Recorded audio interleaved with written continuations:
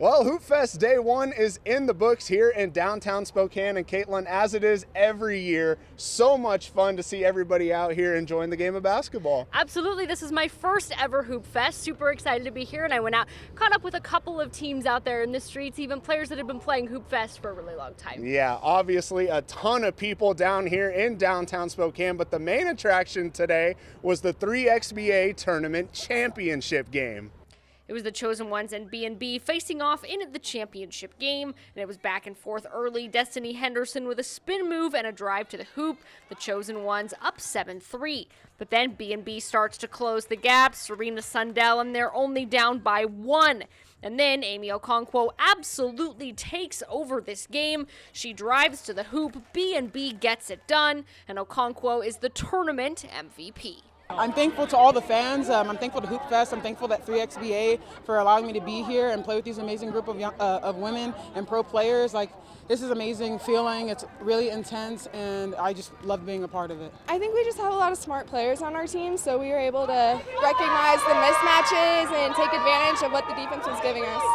The 3XBA players were the stars of the show today, but the usual local basketball star power was on full display as well, with a mix of current and former Gonzaga basketball players. In fact, the entire Gonzaga men's basketball team showed up to support the players in the 3XBA tournament and the dunk contest on center court. All of the Zags on hand were excited to be back at Hoopfest for another year. No, it's pretty awesome. I love basketball, and so when you got something like this with basketball everywhere, it's pretty cool. No, it's special. Basketball is a very connective sport, and it's really cool seeing a big community like this get out here and play and support one another. It's so cool, and the city rallies around our team so much. I was saying last year it was overwhelming, and this year it's just as overwhelming, so it never gets any different, but I love it. It's so cool. Yeah, it's great.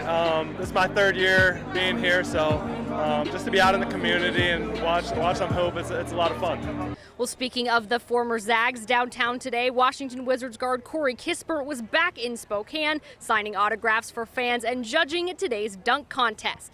Kispert, an Edmonds native, is grateful to be able to come back and visit one of his favorite events. And this place has a lot of sentimental value, both from as a kid growing up playing at Hoopfest and obviously playing in college here for 4 years. Thrilled, excited to be back. It's exactly how I remember it. It's a lot of good memories here at Hoopfest. It's awesome. As for the dunk contest, three-time champion Tyler Cronk advanced to tomorrow's dunk contest championship round in front of a huge crowd. We'll see if Ty can make it a four-peat at 3 p.m. tomorrow, even though his competition will be fierce this year. There was even more NBA star power at Hoopfest today, as Indiana Pacers guard Andrew Nembhard was back in Spokane alongside his little brother and the newest Dallas Maverick, Ryan Nembhard, and Ryan's best bud, Boston Celtics prospect Ben Gregg. Nice to see all of them. Well, this is the 35th year of Hoopfest, and a few players have played in all 35.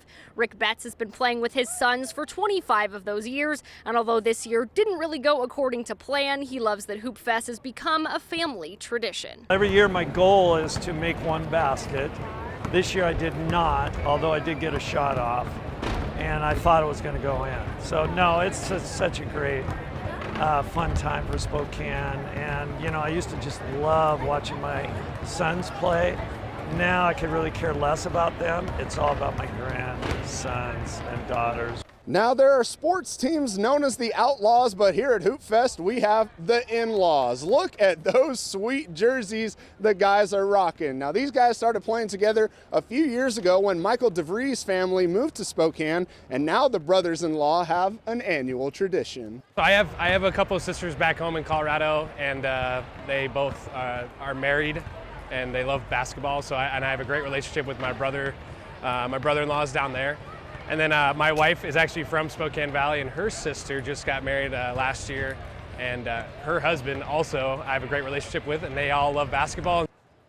Well, that puts a bow on day one of Hoopfest, but looking forward to tomorrow, we have Championship Sunday. And Caitlin, what are you most looking forward to tomorrow? I think I'm most excited for the dunk contest. I had a lot of fun watching the prelims, a ton of great competition, and I think it'll be really exciting. Absolutely. Ty Cronk going for number 4 in a row. We'll see if he can get the job done tomorrow. We'll also have the men's and women's elites championships for you, and you can catch that all tomorrow night on KREM 2. For Caitlin Galloway, I'm Andrew Quinn for KREM 2 Sports.